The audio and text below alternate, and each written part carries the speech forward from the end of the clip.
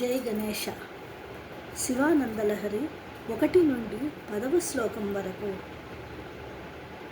కళాభ్యాం చూడాలంకృత శశికళాభ్యాం నిజతప ఫలాభ్యాం భక్తేషు ప్రకటిత ఫలాభ్యాం భవతు మే.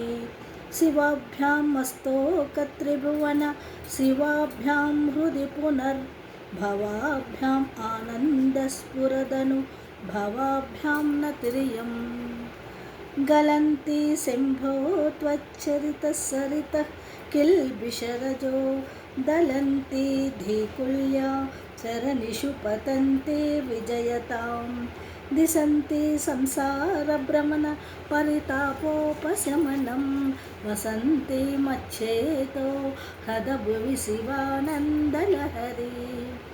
త్రైవేద్యం హృద్యం త్రిపురహరమాద్యం త్రినయనం జటాభారోదారం చలదురగహారం మృగధరం మహాదేవం దేవం మయి సదయ భావం పశుపతిం చిదాలంబం సాంబం శివమతి విడంబం హృది భజే. సహస్రం వర్తంతే జగతి విబుధా క్షుద్రఫలదా నమన్నే స్వప్నే వా తదను శరణం తత్కృతఫలం. హరిబ్రహ్మాదీనామపి నికటభాజం న సులభం చిరం యాచే శంభో శివ తవ పదాంభోజ భజనం.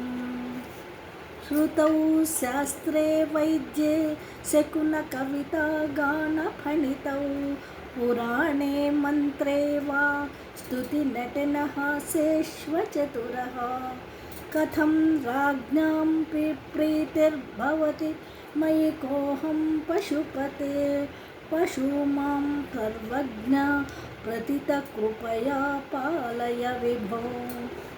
ఘటో వా ముత్పిండోప్యనురపి చ ధూమాగ్నిరచలా పటో వా తంతుర్వా పరిహరసి కిం ఘోరశమనం. వృధా కంఠక్షోభం వహసి తరసా తర్కవచసా పదాంభోజం శంభోర్భజ పరమసౌఖ్యం వ్రజసుధీః. మనస్తే పాదాబ్జే నివసతు వచస్తోత్రఫణితౌ కరౌ చాభ్యర్చాయాం శృతిరపి కథా కన్నన విధౌ. తవ ధ్యానే బుద్ధిర్నయనయుగలం మూర్తివిభవే పరగ్రంథాన్కైర్వా పరమశివ జానే పరమతః. యథా బుద్ధిస్సుక్తౌ రజతమితి కాచాస్మని మణిః జలే పైష్టే క్షీరం భవతి మృగతృష్ణాసు సలిలం. తథా దేవభ్రాంత్యా భజతి భవధన్యం జడజనో మహాదేవేశం త్వాం మనసి చ నమత్వా పశుపతే. గభీరే కాసారే విశతి విజనే ఘోర విపినే విశాలే శైలే చ భ్రమతి కుసుమార్థం జడమతిః. సమర్పైకం చేతః సరసిజం ఉమానాద భవతే సుఖేనావస్థాతుం జన ఇహ న జానాతి కిమహో.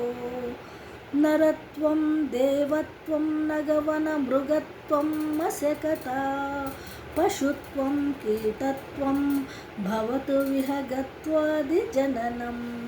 సదా త్వత్పాదాబ్జస్మరణ పరమానందలహరి విహారాసక్తం చేద్ హృదయమిహ కింతేన వపుషా.